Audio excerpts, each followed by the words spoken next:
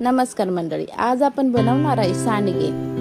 एक तवा घेऊ, त्यामध्ये 1 वाटी सांडगे घालून घेऊया। सांडगे लाल होईपर्यंत छानपैकी भाजून घेऊया। सांडगे भाजून झाल्यानंतर आपण एका वाटीमध्ये काढून घेऊ। त्याच तव्यामध्ये आपण तेल सोडून घेऊ। तेल गरम झाल्यानंतर त्यामध्ये बारीक चिरलेला कांदा घालून घेऊया। कांदा हा लाल होईपर्यंत परतून घेऊ। त्याच्यामध्ये टोमॅटो घालून मऊ होईपर्यंत परतून घेऊया। चिरलेला लसूण घालून घेऊया। आता हळद, तिखट, चवीनुसार मीठ घालूया। हे छान भाजून झाल्यानंतर गरम मसाला घालूया। सांडगे घालूया, छान भाजून घेऊया। हे छान भाजल्यानंतर वाटीवर पाणी घालून घेऊ। या सांडगेला शिजण्यासाठी 20 ते 15 मिनिटे लावून घेऊ। त्यासाठी आपण झाकण घालून घेऊ।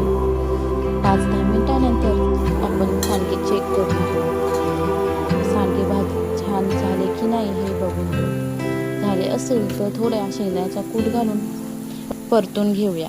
छान परतून झाल्यानंतर ही भाजी आपली तयार झाली।